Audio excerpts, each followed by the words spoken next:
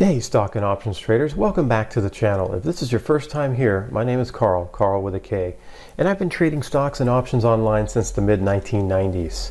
If you're here to learn about trading or figure out if a stock or options course on YouTube is worth the money, then make sure to subscribe to the channel. This video is a review on tastytrade. tastytrade is an educational website with live streaming and archived options education. The developers of tastytrade also have a trading platform, brokerage platform called Tastyworks, and I've recently signed up for the Tastyworks trading platform, and I've heard good things about it, and I may do a video on the Tastyworks platform in the future. I have recommended tastytrade many times for people who want to learn about options, but I also say you can learn from them, but don't trade like them. And their trading system has some disadvantages that I will cover along with the advantages in this video. You may be thinking, why would I recommend tastytrade in the first place? Well, their business model is to supply education on options for free because they make money when you trade using their Tastyworks platform. This means they can and do show many trade strategies without holding much back because they are incentivized to do so. There are one or two things they have held back, and I will get into those later. But for the most part, the education they have to offer is extensive and exceptional. And I would say their education covers pretty much all the basic options trade structures. Understanding these basics is what is needed to take your options trading to the next level. So what are my expectations? Well, Tom Sosnoff, tastytrade's founder, has mentioned several times that trading options is better than just a buy and hold strategy. So based on that statement, I would expect that the trading system that they use to outperform the S&P 500. But remember, outperformance is not just about returns, it's about risk-adjusted returns. In other words, if you make a 25% return but your account was down 50% just to make that happen, those are not considered good returns. To see details on this, check out my series called Stocks versus Options. I'll leave a link in the description below. Now, tastytrade does their best to not make any promises. I remember when Tom Sosnoff and his daughter did a segment called Where Do I Start? And it's for beginning traders. And he asked her a question about her expectations. Now, I don't remember the question specifically, but her answer was something like 25% returns. And he was quick to correct her and state that they do not talk about expectation or expected returns on any of their shows. And Tom has done a good job on keeping a lid on any information regarding expectations on trading results from tastytrade. So let's start with the good things. Like I said, you can get a free education from tastytrade. And if you want to learn about options from other YouTube gurus, they're forced to hold back things like certain trade structures because of their business model. Their model forces them to charge you for options education because they do not really have any other significant revenue source. And their source of revenue is selling courses. And when you break those courses down, they are not offering anything more than what you can get for free from tastytrade. Skyworks and Anton Creel are good examples. Scott Bauer and John Cotter also come to mind, but I have not taken their course yet. So bottom line, tastytrade is a great place to obtain free education on options trading, and there are very few courses out there that actually provide proprietary information beyond what tastytrade has to offer. If you have ever watched tastytrade, you always hear them talk about trade small and trade often. Their trading style is tailor-made for their business model.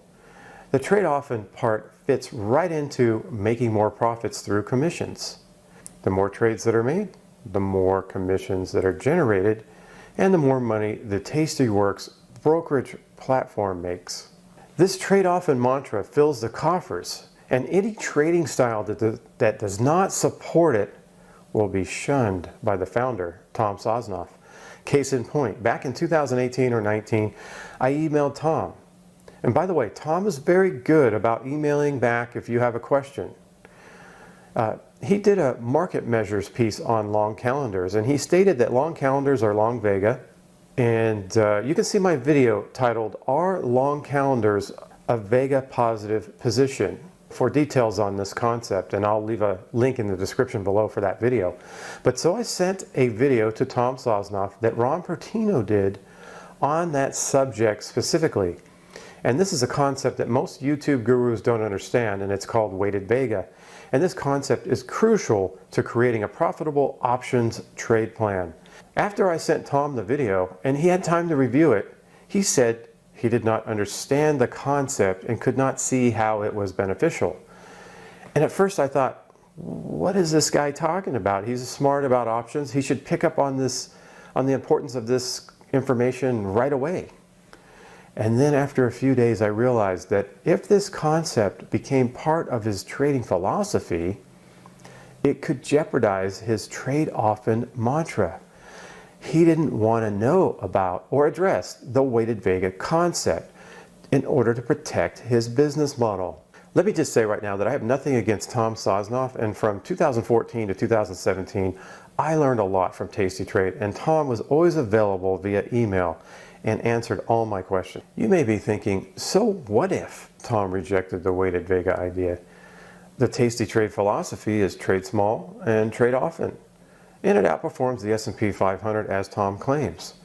So let's get into the reason why I say learn from tastytrade, but don't trade like tastytrade.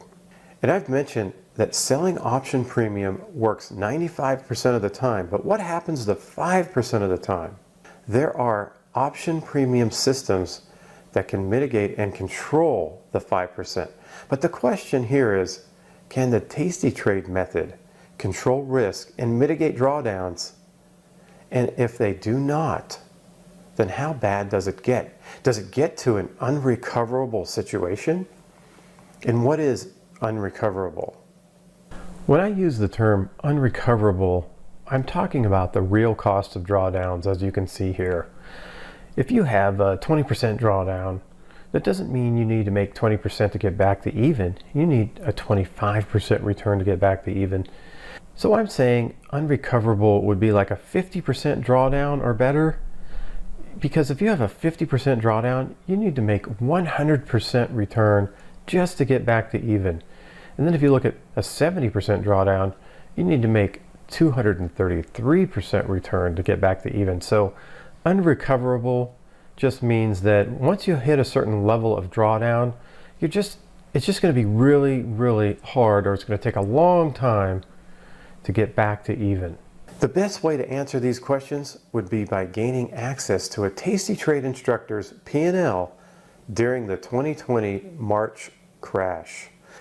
If you recall, I've mentioned twice in two separate videos that I think the tastytrade method has serious problems and had those problems in March of 2020. And they actually hid their archives to prevent exposing their trading methodology weakness. And I've looked through the tastytrade website several times for the archives of an instructor's P&L from March 2020. So none of these shows come up and show P&L. Even the Liz and Jenny show doesn't go over their P&L. And the archives, you can see there's a couple of them in here from March, but they're just kind of scattered throughout, and you can't get their P&L. I'm trying to find one of these that would show P&L. I think bat versus bat. This bat versus bat, they used to show P&L. It's not even taking me to the recent shows. I mean, the last call, they don't show P&L. None of these shows show P&L. I just couldn't find anything that shows P&L, and then I couldn't find anything that backtracked into March.